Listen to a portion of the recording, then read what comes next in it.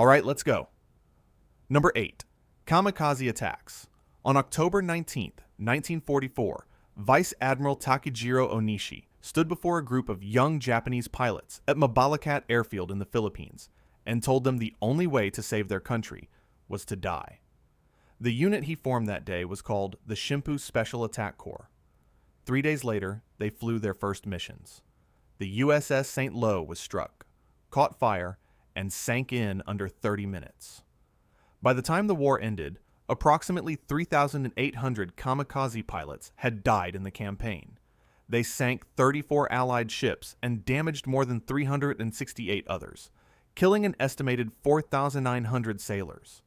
The aircraft were packed with explosives, sometimes up to 500 kilograms, and the pilots were given one-way flight plans. There was no provision for return. That was not an oversight. It was the design. What separates this from ordinary combat sacrifice is the institutional machinery behind it. These were not desperate individuals making a final choice in battle. They were trained, organized, and dispatched by a government that had decided the deliberate engineering of suicide was a legitimate military instrument. The pilots received ceremonial send-offs. Some were teenagers. The state told them the emperor would receive their spirits. Then it sent them to die. The 1907 Hague Regulations and later Additional Protocol 1 of the Geneva Conventions prohibit tactics that deny combatants any meaningful opportunity to survive or surrender. The kamikaze program did not simply accept death as a risk. It required death as the condition of participation. Modern international humanitarian law draws a clear line at that point. The pilots who flew these missions were not fanatics acting alone. They were young men processed through a system that had decided their lives were worth more as projectiles than as people. The war crime was not theirs. It belonged to the men who built the system around them. Number 7. Punji sticks. Allied soldiers fighting through the jungles of the Pacific knew to watch the ground. Japanese forces, operating across Guadalcanal, Bougainville, and the island campaigns from 1942 onward, deployed concealed pits lined with sharpened bamboo stakes. The stakes were angled inward, so that a leg that went in could not easily come out. The pits averaged between 1 and 2 meters deep, and the stakes were coated in human waste. The contamination was not incidental.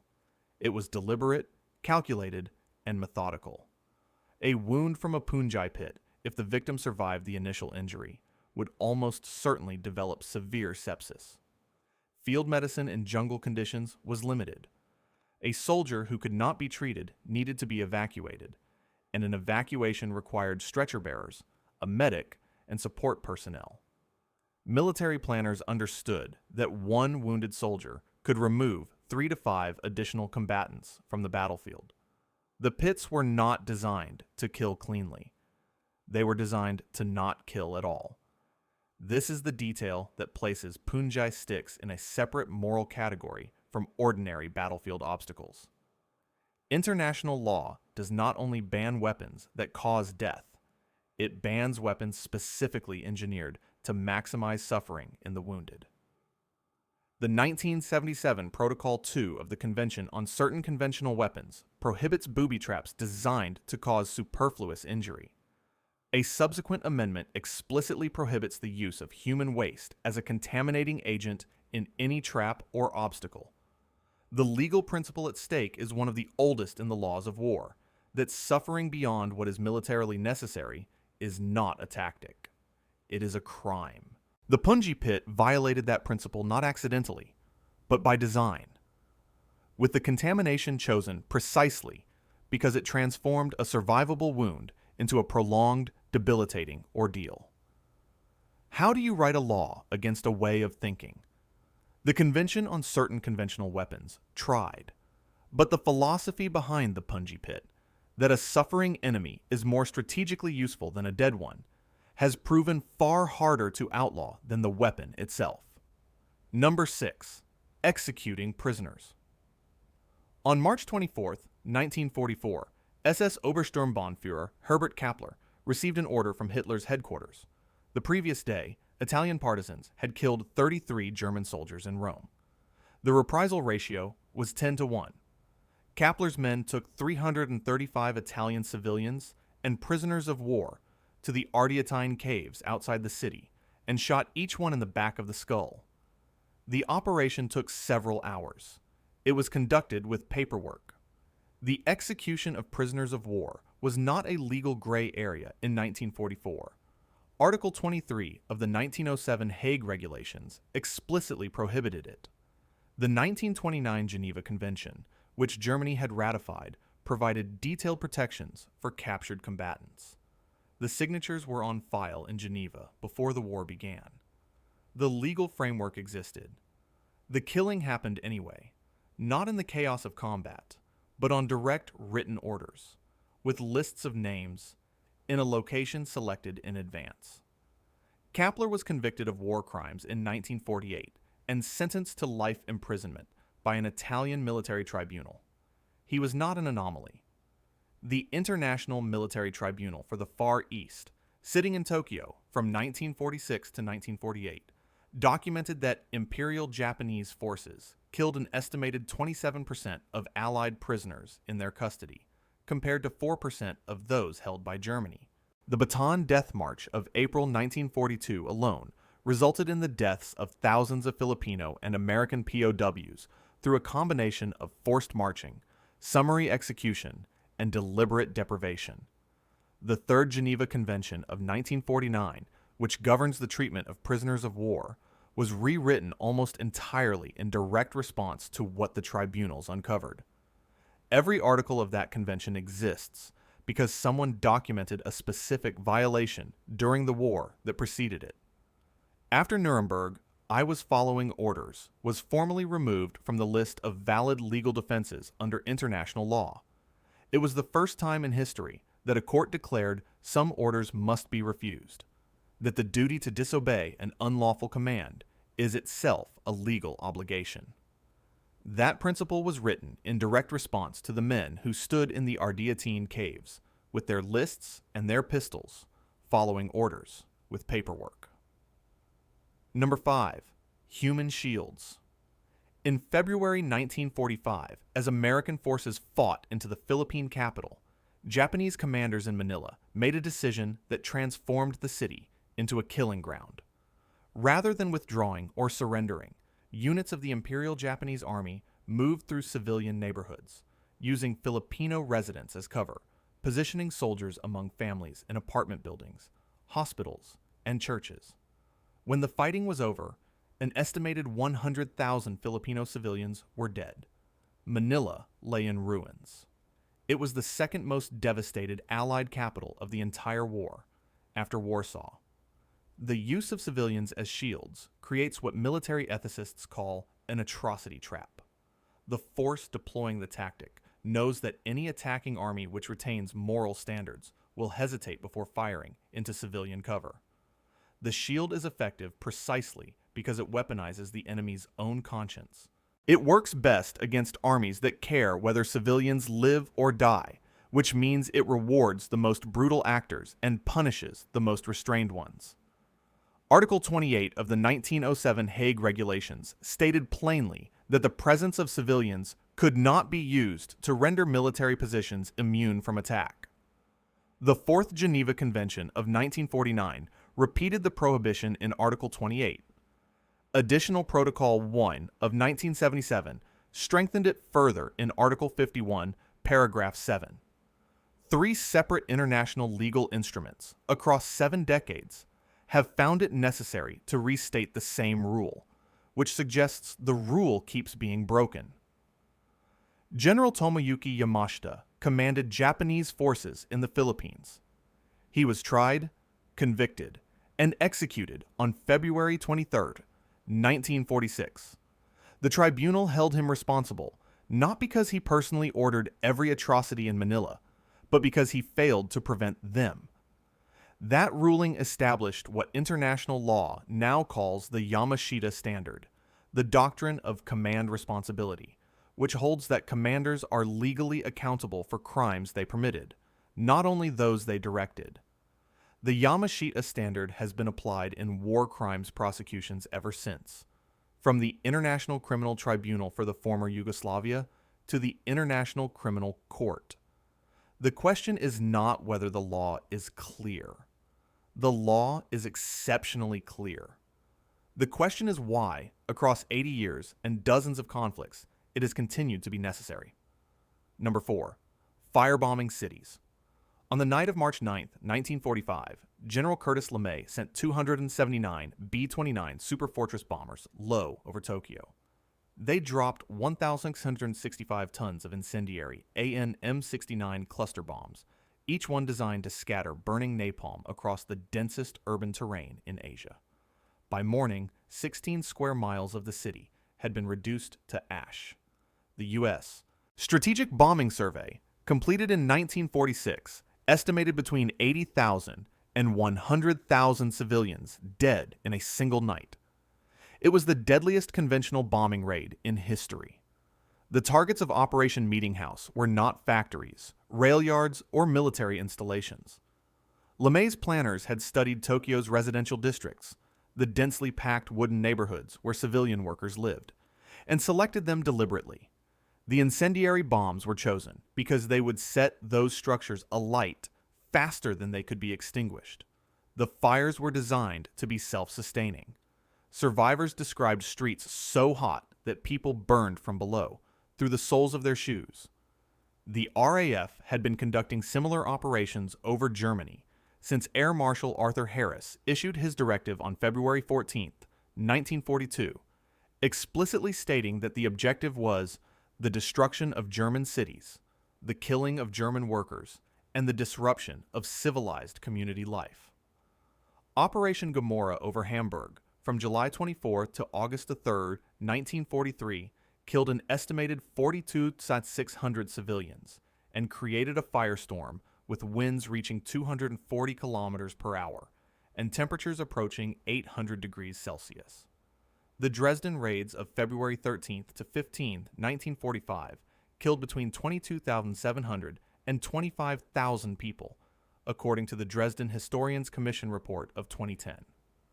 Additional Protocol I of the Geneva Conventions, Article 51, prohibits attacks that treat civilian populations as a single military target, what lawyers call area bombardment without distinction. The principle of distinction between civilian and military targets dates to the Lieber Code of 1863 and runs through every major international legal instrument since. LeMay understood the implication. He stated after the war, with characteristic directness, that if the United States had lost, he would have been tried as a war criminal. He was not tried. He received the Distinguished Service Medal. The architects of the firebombing campaigns were decorated by the governments that commissioned them, and none faced legal consequences of any kind. The devastation of Tokyo remains, by the casualty count of a single night, the most lethal conventional air raid ever conducted. No one was ever prosecuted for it. Number 3. Carpet bombing. On May 30th, 1942, 1,000 British bombers crossed the German border and flew toward Cologne. It was the largest single air raid in history to that point, and it was not an accident of scale. Air Marshal Arthur Harris had assembled every available aircraft, including training planes and reserve crews, because he wanted to demonstrate what a doctrine of mass area bombardment could accomplish. By morning, 469 civilians were dead, 45,000 were homeless, and Cologne's medieval city center had been systematically obliterated. Harris called it a proof of concept. The doctrine Harris was proving had a name. Area bombing, sometimes called saturation or carpet bombing, treated an entire urban zone as a single military target rather than distinguishing between factories, infrastructure, and the civilian population living among them. His February 1942 directive, now preserved in the UK National Archives, was explicit about this. The goal was not to destroy specific military assets. The goal was to destroy the social fabric of German cities entirely, to kill workers, collapse housing, and make organized civilian life impossible. It said so in writing. Between 1942 and 1945, RAF Bomber Command dropped more than 1 million tons of bombs on Europe. Historians in the German Federal Archive estimate that between 300,000 and 600,000 German civilians died as a result of Allied strategic bombing, a range that reflects genuine scholarly dispute about incomplete wartime records rather than uncertainty about the scale of what occurred. Hamburg alone lost 42,600 people in a single week. Cologne, Frankfurt, Dresden, and dozens of smaller cities were methodically reduced, neighborhood by neighborhood, across 3 years of sustained campaign. The principle of distinction, the legal requirement to separate civilian from military targets, dates to the 1863 Lieber Code and appears in the 1907 Hague Regulations. Additional Protocol 1 of 1977, Article 51, Paragraph 5b, explicitly prohibits attacks expected to cause civilian casualties excessive in relation to the anticipated military advantage. That article was written by governments that had conducted the bombing campaigns of the Second World War in the full knowledge of what those campaigns had involved. Arthur Harris was never prosecuted. He was knighted in 1953. A statue of him was erected in London in 1992, which remains controversial to this day. Is a law written by the perpetrator to prohibit the act the perpetrator committed, a form of justice or a form of immunity. The men who drafted the modern laws of war were, in several cases, the same men who had ordered the raids those laws now forbid. Number 2. Flamethrowers. On the morning of February 23, 1945, United States Marines reached the base of Mount Suribachi on Iwo Jima. The Japanese defenders had spent months constructing a network of reinforced concrete bunkers and interconnected tunnels across the volcanic rock, positions that artillery shells passed through without destroying and that conventional infantry assaults could not penetrate. The Marines deployed the M2 flamethrower, a weapon that projected burning fuel at temperatures approaching 1,000 degrees Celsius to a range of up to 40 meters, with approximately 7 seconds of fuel per tank. What happened inside those bunkers afterward left veterans unable to describe it for the rest of their lives.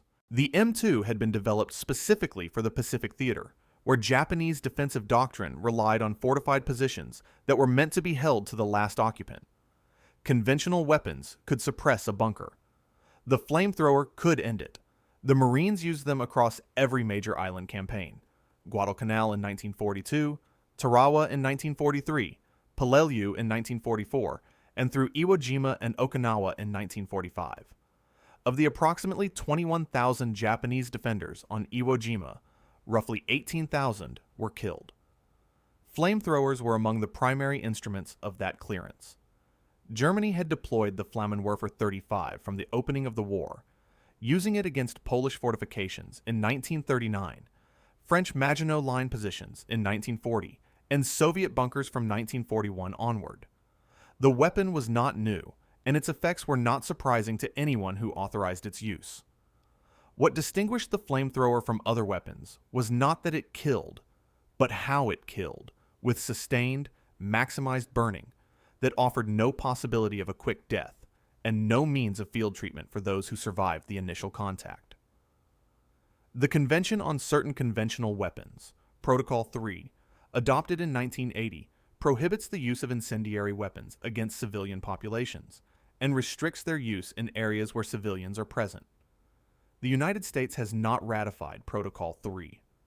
The U.S. Army removed the M2 flamethrower from its inventory in 1978, 2 years before the convention was adopted, making the weapon obsolete before the law caught up with it.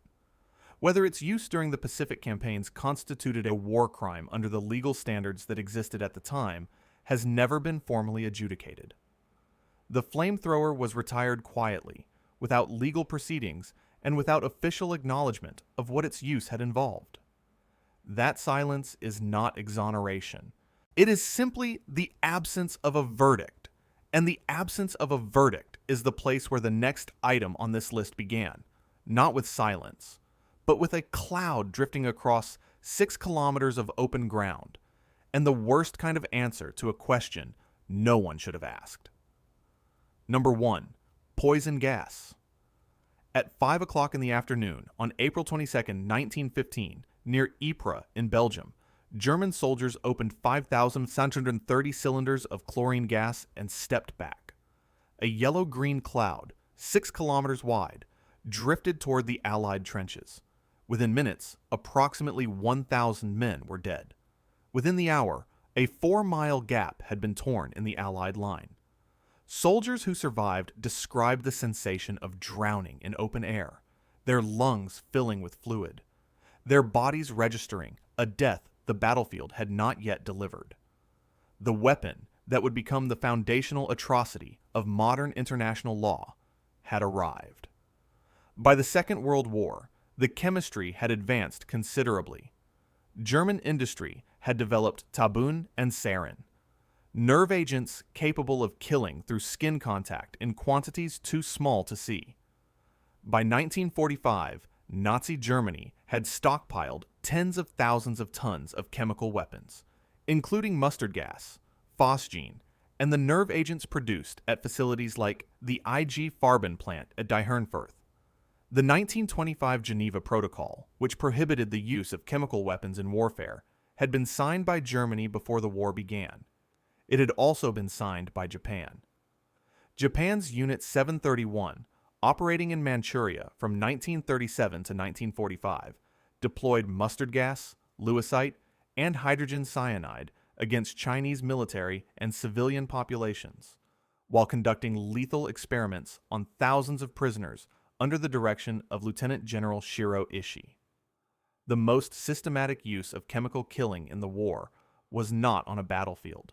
Beginning on September 3, 1941, at Auschwitz-Birkenau, SS personnel began using Zyklon B, a hydrogen cyanide compound originally developed as a pesticide, to murder prisoners. The Auschwitz-Birkenau Memorial and Museum estimates that 1.1 million people were killed at the complex, the overwhelming majority in the gas chambers. The scale was not incidental. It was the point.